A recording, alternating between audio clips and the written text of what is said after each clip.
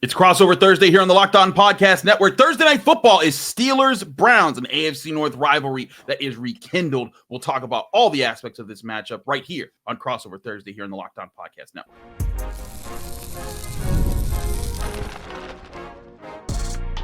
You are Locked On Steelers, your daily Pittsburgh Steelers podcast, part of the Locked On Podcast Network, your team every day. Hello, welcome to Crossover Thursday here on the Locked On Podcast Network. We are your hosts, Chris Carter and Jeff Lloyd of Locked On Steelers and Locked On Browns here, previewing this Thursday night matchup where these two AFC North teams are throwing down. As always, you can find this show on both of our channels at your favorite podcasting apps and on YouTube. Like this video if you enjoyed. Subscribe to this channel to get either all of your Monday through Friday episodes of Locked On Steelers or Locked On Browns, or both if you fancy that flavor. And as always, Crossover Thursday is brought to you by Prize Picks. Prize Picks is daily fantasy made easy. Go to prizepicks.com/LockedOnNFL. Use code all lowercase LockedOnNFL to win $50 instantly when you play $5. Jeff, my man, the AFC North is throwing it down. We got Hard Knocks is in town. At the Steelers facility every day. HBO's crews are following people everywhere. It's getting crazy. And now you get Steelers-Browns, a timeless matchup in this one. And I think there's a lot of people that look at their records and say 8-2 to 2-8. This shouldn't be a thing. But anybody that knows the AFC North knows that these games are a lot different every single time. Yeah, I mean, look, these teams just know each other very, very well. Granted, it's a little different with Pittsburgh with the quarterback situation. This will be the Browns' first, viewing of, Russell Wilson as a Pittsburgh Steeler. So certainly some change there. I think there's probably a lot to this game from the Cleveland Browns fan perspective and everybody. Nick Chubb is now back. Everybody knows what happened last year, unfortunately, in week 2. There's a big history between these teams. There's a big history on Thursday night between these teams. There was that ill-fated night, a few years back, Browns win, but unfortunately, the Myles Garrett incident, the Browns fans and Browns in general, you're tired of, being, the inferior team to, all these years to Pittsburgh. Thought it was going to be a little bit different this year. Unfortunately, it was different this year, drastically different than anybody, I think, probably thought, and certainly in a very, very bad way.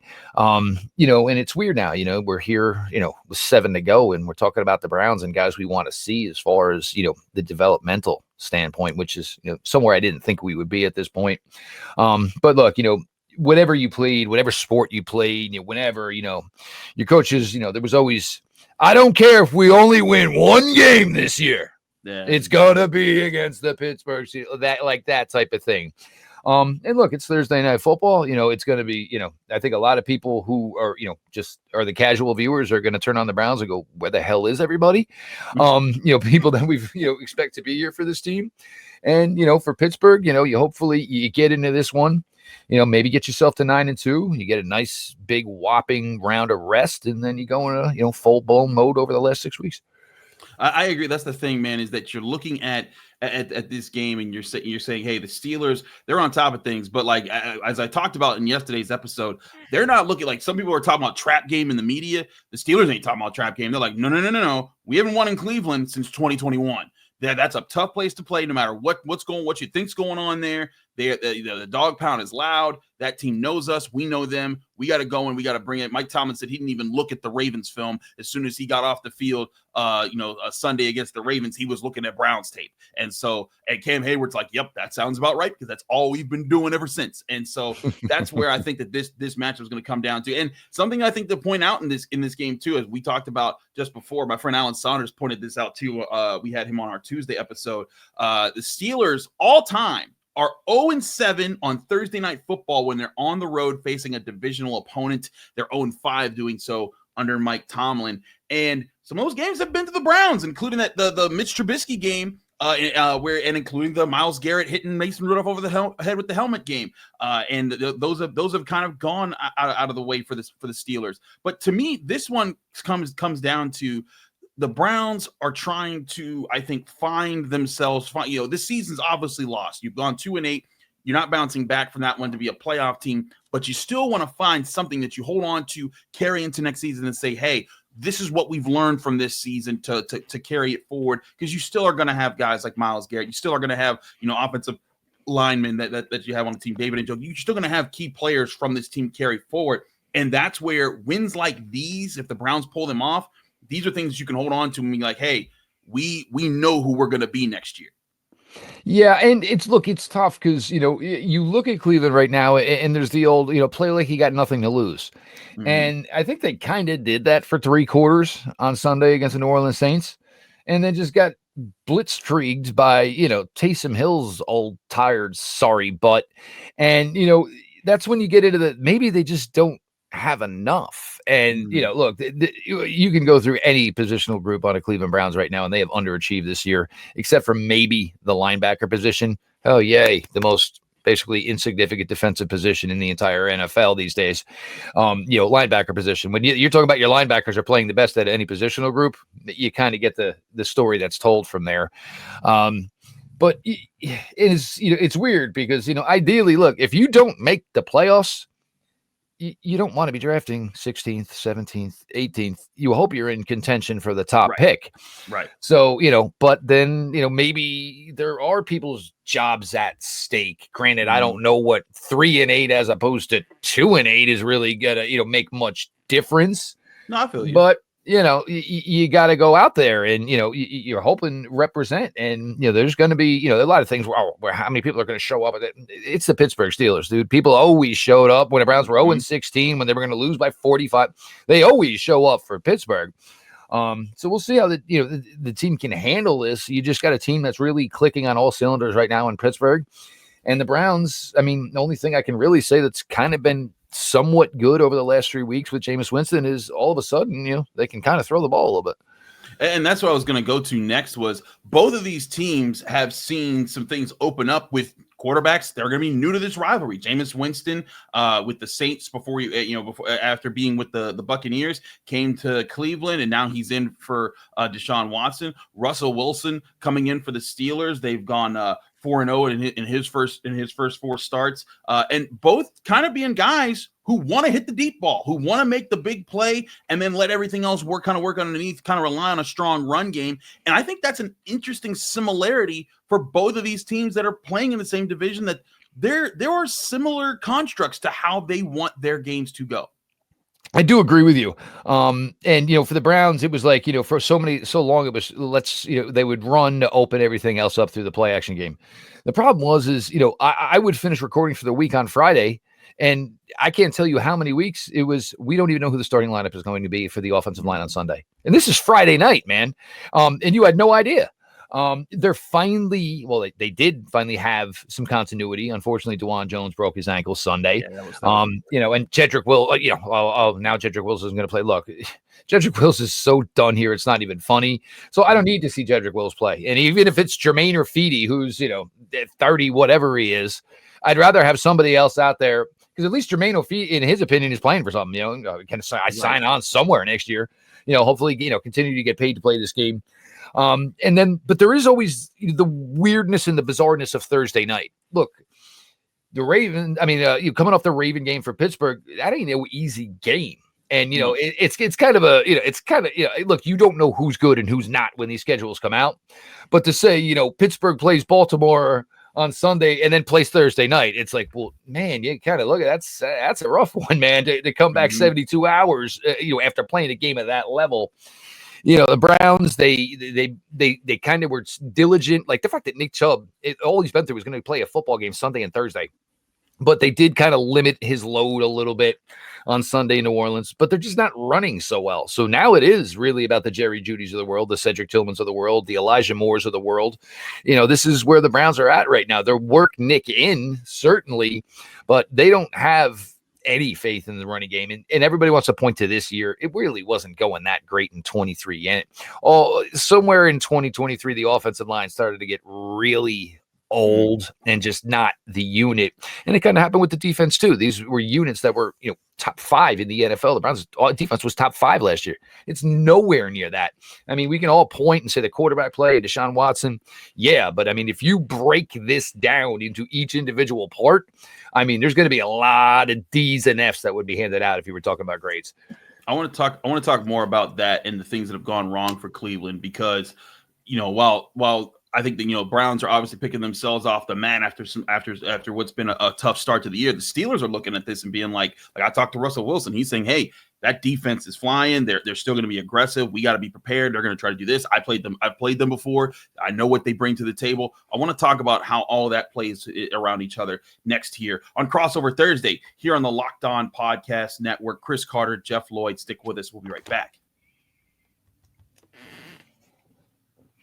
But first, I want to remind you this show is also brought to you by Bilt Rewards. Listen up, renters. Ever feel like you're stuck in this loop of rent payments, just watching your money vanish into thin air? It's time to turn that rent game around and start earning some serious rewards. That's where Bilt Rewards comes in. Bilt is breaking ground as a neighborhood rewards program that hooks you up with points on your rent. Every month, pay your rent and watch the Bilt points roll in. Use points to jet off on a dream vacation. Put your points towards a flight or hotel stay with over 500 airlines and over 700,000 hotels and properties. You can also use your points to book fitness studio classes, redeem them towards a future rent payment, and they're designed to meet your lifestyle. Pay rent hassle-free through the Bilt Rewards app. Your rent game just got a major upgrade. Bilt points have been consistently ranked the highest value point currency by the Points Guy and Bankrate. Earn points by paying rent right now when you go to joinbilt.com/LockedOnNFL. That's joinbilt.com/LockedOnNFL. Make sure to use our URL so that they know that we sent you. Again, that's joinbilt.com/LockedOnNFL to start earning points with your rent payments today. We're also brought to you by FanDuel Sportsbook, the #1 sportsbook in America, where you can always put money down on NFL, NBA, NHL, MLB, college sports, and so many other sports on America's #1 sportsbook. And now we give you our final looks at Steelers Browns and the lines that be going into this game and where FanDuel has this Thursday night matchup. The Steelers opened the week as 4.5-point favorites, but that's dwindled down to 3.5-point favorites over the Browns, where they now are headed to Cleveland for this Thursday night matchup. The Steelers money line sits -198. The Browns money line at +166. Over under set at 39.5 points, suggesting another low scoring affair in the AFC North. But what else is new? Where are you putting your money down on the short week game? Do so at FanDuel Sportsbook, the #1 sportsbook in America. And right now, you can get started with $150 in bonus bets if you win your first bet of $5 or more today. That's $150 of free bets today to new customers if you hit on just a $5 bet only on FanDuel.com. Visit FanDuel.com today to download America's #1 sportsbook.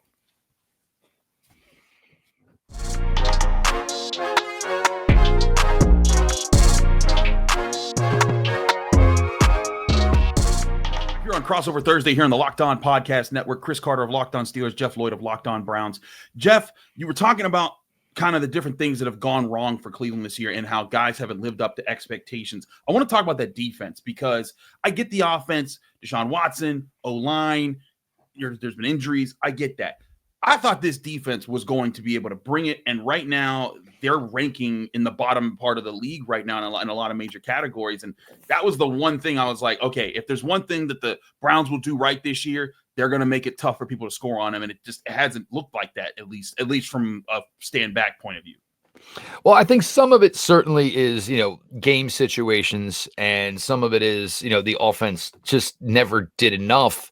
Mm-hmm. Last year, the Browns, they led the league in 3 and outs on the defensive side of the ball. That's not going to be sustainable when you're playing as poorly as this team is. It's more opportunity that you're on the field. So certainly those things are going to happen, but you can't deny some things. Look, Myles Garrett is not 100%. There'd be every right, because apparently the rumor is there's going to be, some sort of off-season surgery, whatever needs to be done. And at 2-8, would anybody blame him if he said, I'm going to get a head start on this now? It's just not the way Myles is. Right. You lost Alex Wright, who was a developing third-year defensive end. He was the one who actually had the sack in Jacksonville that basically ended the game there, which was a victory for the team. Got hurt, season was over. Then he got to the point where it was like, all right, once you got so in the hole, you knew there were guys who were basically not going to be here. Zadarius Smith, certainly one of those guys. Quentin Jefferson, like the Browns were weird. Like they built this team like the opposite of the way Buffalo's been doing the last couple of weeks. You brought in all the veterans and you had young kids and said, well, look, if we're going to, basically, dwarf the developmental process for the young kids, It's okay if we're winning.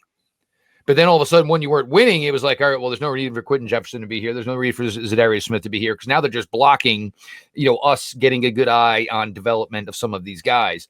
So the defensive line is not nearly as good as it was last year, and it's kind of ironic because it's not really that many different people. Mike Hall was your second round choice. Beginning of the season, that was his fault. Obviously, all the time he missed was finally getting into the mix. Looked kind of good. You could see it, and now all of a sudden got hurt last Thursday in practice. He's on IR, and at this point, you don't know if he's going to come back or even if they're going to say, what's the sense if it's only going to be 2 or 3 weeks by the time he would be ready to go. Right. So basically your top draft choice, you got nothing out of. So that's certainly an issue. JOK has been fine. The linebacker group, like I said, I think they have been pretty good. To actually put three into it. There's three of the biggest culprits are within the secondary. Juan Thornhill, the communication issues have been there all season, the lack of it. And, this felt very similar to the Joe Woods days where Joe Woods was trying to change things so quickly that basically only the secondary guy knew. And so he was trying to do things, but they're just not communicating. There's a lot of wide open guys. Juan Thornhill, there was the touchdown to Vantez Scantling on Sunday, you can't pull up at the 45-yard line, man, especially when a guy's only 10 yards in front of you, bro. You can't put the emergency brake on. Greg Newsome and Martin Emerson are certainly not playing anywhere near the way they were playing last year. Denzel Ward has still been fantastic. But it's really easy to say that's fine. We just won't throw the guy who Denzel's on, and say we'll try to avoid it. Right. Those guys are just, they just haven't played as well as they played last year and significantly less than they did last year, and getting picked on. And, it's been an issue all year. They're giving up deep balls, kind of jumping what they think are going to be shorter routes. And, teams are kind of having their way with them. But yeah, look, Jim Schwartz is, and I think a lot of people are, well, Jim Schwartz doesn't adapt. Jim Schwartz has done the same thing his entire time in the NFL. Jim Schwartz, what's your defensive plan? Rush the living daylights out of the quarterback and play man coverage. Well, isn't it dangerous to play all that man coverage? Not if I get the quarterback. That's basically it's Jim Schwartz, and it's what he's always been. That's just the way, everybody, well, he's not adapting. Well, no, it's not a question of adaptation. It's a question of who he is. And, when you have, and you look at the amount of money the Browns have in the secondary, you have Ward on an extension. You have Grant Delpit on an extension. You have Thornhill on a free agent contract. Newsom was a first-round pick. Emerson was a third-round pick. You drafted all these particular guys for a reason, and you let this style play because it all worked together. Well, changing the style now, we're going to play Tampa too. Again, it's just not who you are. It's just not what you are. And, certainly, there's a lot of questions, where it's headed for the future and what exactly the future lies for this team, but you still got to get through 7 games first. But, the defense is certainly disappointed. But, to be honest with you, Chris, in 2024 NFL, you're not going to get the Ravens in 2000. You're not going to get the 85 Bears where your defense can carry you. There's just too much talent in the NFL nowadays. And look, if you're not doing anything on offense, it doesn't matter if you have the 85 Bears. You would lose 10-9. Well, that's the thing is that I think the Steelers, their defense is certainly playing at a high level, but what their offense is doing, their offense is possessing the football. They're third in time of possession, and that's a huge part of it. Is and I was talking to Patrick Queen after the Steelers win over the Ravens last week, and he, and I said like, hey, what did you guys do in a game where the offense didn't score a touchdown? And he was like, hey, you sure they didn't do that, but they possessed the football, and I didn't even realize. And I went back, they almost possessed the football by a whole more quarter than the Ravens, and like that stuff's huge. Because now at the end of the game, they're on maybe their 4th drive in the second half instead of their 6th, 7th, or 8th drive. And that's when oftentimes offenses will figure something out and be like, okay, they've shown us this, they've shown us that. Now let's counter them with this. And that stuff matters. So you are right. Like, it's about that balance there. But I think it's going to be interesting to see how this game plays out with some of these matchups that we're going to get to more in more particular in a little bit here. Particularly, you talk about those linebackers. Of course, there's one name Steelers fans really recognize: Devin Bush, from a first round pick that they traded up to get. Didn't work out in Pittsburgh. He's starting there. But there's new faces abound. Like, the Steelers brought in Patrick Queen, kind of to take on the role that they were hoping Devin Bush would take on, and he's played pretty well, especially the last 4 weeks or so for the Steelers. And I'm intrigued to see, when this game gets down to its nitty gritty. We know it will. AFC North teams, they go at each other. They still don't like each other. No matter where they are, they're gonna try to play this game tight. which defense gets to its identity faster. Because like you said, guys are underperforming in Cleveland, but I bet you there's going to be some dudes in Cleveland that are going to be all of a sudden overperforming because it's get up week for the Steelers. You want to beat that team. You don't want that team to come into your house and be singing "Walk in Your Trap, Take Over Your Trap." So I look at that and I ask you, who are the players that you think would be liable to maybe step up in those situations for this Browns defense? I think you probably, and I'll go back to Greg Newsome and I'll go back to MJ Emerson, because look, Pickens, it's one thing to have to cover the guy. It's another thing with all the crap you got to deal with George Pickens when he's not even involved in the play. And look, when you're 2-8, can you just imagine? And, you better put your mute button on until your children go to bed if, there's a microphone anywhere near. Can you imagine we know what George Pickens says when he's playing good teams. Imagine what George Pickens is going to be saying when it is a 2-8 team. So does that piss you off? Do you forget that you're a 2-8 team? Does your natural desire to compete get back into you? We'll see. Or, are you so defeated that you're just going to basically sit there, get walked on, get talked on as well at home, and that's what it's going to come down to, because, I think Pittsburgh is going to be smart enough to try to scheme Pickens away from Ward. Why would you just put him on the other guy? Guess what? Greg Newsome and MJ Emerson are having a problem with vertical routes. Okay. Guess what my big guy does best? All right. So, that's where you're going to try to scheme it to him. And, just that alone, and is probably going to be the key to it, because these guys, it's the guys who aren't playing well who really have to look in the mirror about where things are. Like Myles Garrett, nothing's going to change for Myles Garrett come 2025. Right. It's the guys who disappointed. Now are we looking at people to take your playing time? Or we ultimately looking to move on from you? These are the guys when times are tough that really have to step up. Who your brand players are, but Emerson and Newsome really changed the whole configuration and outlook of this cornerback room long-term for themselves by their play. Can they be the guys that step up and make a difference and, stop wailing away on the fake guitar because you stopped somebody on 2nd 11, but Taysom Hill got 13 yards on 3rd down? No, I feel you there. I think, again, when I look at these teams, you see the differences. You see like where those struggles have been, and where there's obvious frustrations for if you're the Browns, where it's like, hey, you want to celebrate the small victories because you want to pump up your team, but sometimes when you do that and then you let it down on the very next play, it kind of overcasts that. Yep. And it changes things up. I want to talk specifically about some matchups. We'll get to those next here, and our predictions for Thursday Night Football. Steelers Browns in Cleveland Thursday Night Football. We'll get to more of that here on Crossover Thursday here in the Locked On Podcast Network. Chris Carter, Jeff Lloyd. We'll be right back.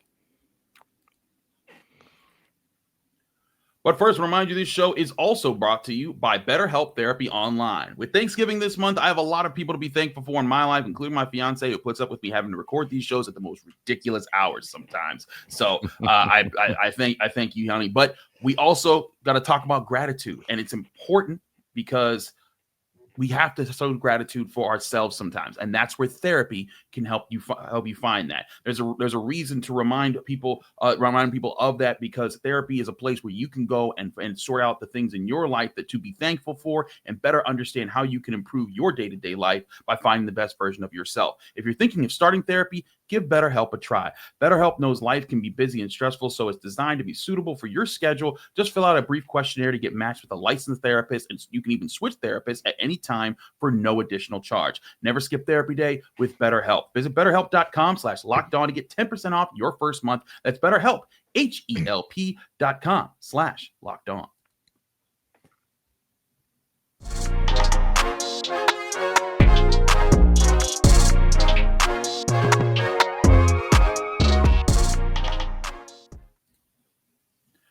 Back here on Crossover Thursday, here on the Locked On Podcast Network. Chris Carter of Locked On Steelers, Jeff Lloyd of Locked On Browns. Jeff, if you're looking at this from the Browns' perspective, what is the big matchup that you're circling that this is the opportunity to flip the game on its head and take control of this game at home and get things going in your favor? Well, one, you got to look, and it's going to be interesting if Pittsburgh, maybe goes in the bag a little bit. Look, Jack Conklin is probably the Browns' best offensive lineman right now. Things have really started to get better with him with his health.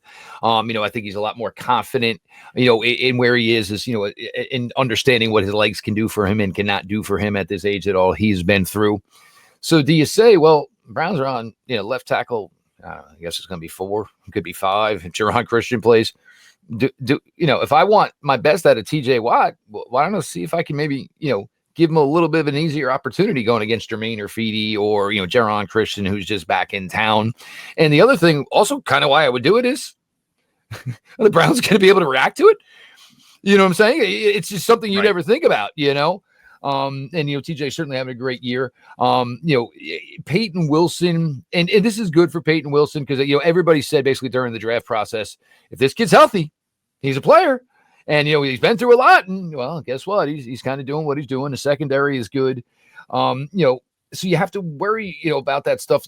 Containing Pickens is certainly going to be an issue. I tell you every time we do these shows, I'm never as concerned about Najee Harris as most other guys are. It's always Warren is the one that scares the daylights out of me because, Harris kind of leans on you a little bit and leans on you in a little bit. And all of a sudden when you're gasping for air, here comes a guy running past you 100 million miles an hour. And with Russ, and it's funny because people, he's 3-0 against the Browns. And this is his stats. Russell Wilson didn't do anything against the Cleveland Browns last year except run. I mean, that's what he did in that game in Denver to win the game. So, I mean, I'm not going to, give Russ any credit for that. And I'll still stay till the day I die. If the Broncos didn't knock out DTR, the Browns were probably going to rally and win that game in Denver last year. But, Russ is, and it was such a weird situation when they did, because Fields, it was finally where Justin Fields kind of looked like, all right, well, that would be the picture for the path for success for this guy in the league. Get a good defense, get a running game. He's got some of the straight raw tools that you can implement it. And then there was just like, we're going to start Russ now. And it was like, well, really? I mean, it seemed like, but, basically it was an upgrade and it worked out perfectly for Pittsburgh. You thought maybe there would be a little bump in the road as you made that transition. When you got to look, Russ is a savvy veteran. He's been there, been in the league forever. He's played so many different regimes, and now obviously a guy who's played in, both conferences. So familiar with both teams, for the Browns, it's going to be an uptaking and it's going to be one of those where basically you're going to have 53 guys look at each other and say, look, it's 53 as one, or it ain't just going to work because Pittsburgh is where a lot of teams that Pittsburgh is going to battle against. It's Josh Allen. It's Patrick Mahomes. Mm-hmm. When you look at Pittsburgh, it's, well, wide receivers aren't bad. Tight ends pretty good. Offensive line is young but improving. Running backs, pass rush. Pittsburgh's got a nice little complete balance going for them right now, and that's why you can get into these tough ball games. And somehow you just put together the best 60 minutes you can between the units you have, and that's how you get to 8-2 when you're not, throwing for 5,000 yards. You're not going to have a 1,500-yard running back. Any of those things. Everybody does their job, does their assignment. And when you can get a team that in line, more often than not, that is going to lead to success. Yeah, I agree. And I think that's one thing. If I'm looking at a big matchup in this game, it's how can they disrupt Russell Wilson, because he was a bit disrupted against the Browns. Owe had 3 sacks in the first half. They were against the Browns, the Ravens.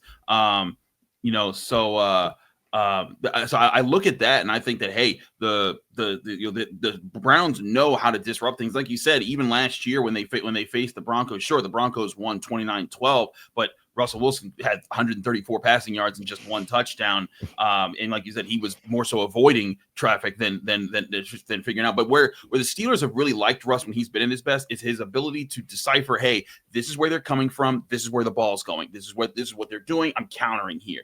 And I think that I asked Russell about this when we had this clip on the show yesterday, about like, hey, the Browns play an aggressive style of defense. How do you balance taking a shot against that defense with living to play for another down? Because that's something that Russell Wilson has done very well in so far for the Steelers this year. He's avoided the big mistakes, sans the interception that he threw in the red zone against the Ravens. And I think that's where this game's going to come down to. Can the Steelers make it easier on Russ in those situations to be able to decipher, hey, this is where we're going to get the quick slant to George that could pop off because they're pressing him right now. Or, hey, this is where Calvin Austin might sneak behind somebody up the seam if they're trying to just run a jet sweep. No, they won't defend it. Just run a jet sweep with Calvin Austin. Trust me, it'll be there. Wait, the Browns can't defend a jet sweep? You're telling me this? Where's Matt Canada when you need him? But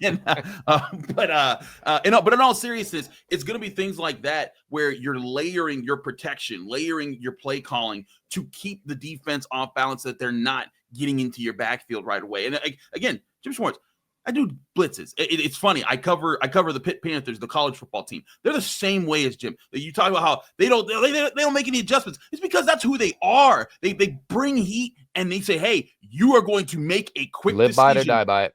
And exactly. And it's like, hey, this is our brand of football. And if we don't got the guys for it, unfortunately, as unfortunate as the Steelers, for years, they were the Blitzburg team. Keith Butler was all about sending heat from this side, from that side. With Terrell Austin, their new defensive coordinator, they're about trying to confuse you with their packages and their coverage behind it, and letting their front 4/5 guys just get after it the way they do.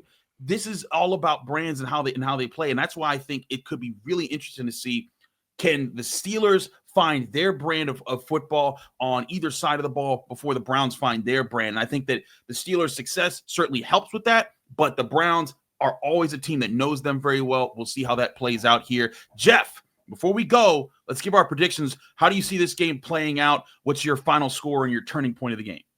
Look, I think it'll be similar for the Browns, where, they will stick around a little bit. And maybe to the half. I just think Pittsburgh is just too good and just too balanced. And it's a real difficult thing for Cleveland, which, as of right now, the only thing that's kind of working is the passing game. TJ Watt is, a menace, and has been a menace to this franchise for a very, very, very long time. So I think the Browns hang around for a little bit. I think, better team prevails. You told me something like 24-13, because, Pittsburgh's just not a team that really drops a boatload of points. Maybe there could be an opportunity where turnovers lead, to somebody getting more points, but we'll see. And there always is the bizarreness, of course, of Thursday night. But for me, I think this game seems pretty cut and dry. I just think Pittsburgh's kind of in the zone right now. And, the Browns, even if they had a GPS, they wouldn't be able to find the zone. Woof. That's a pretty strong line right there.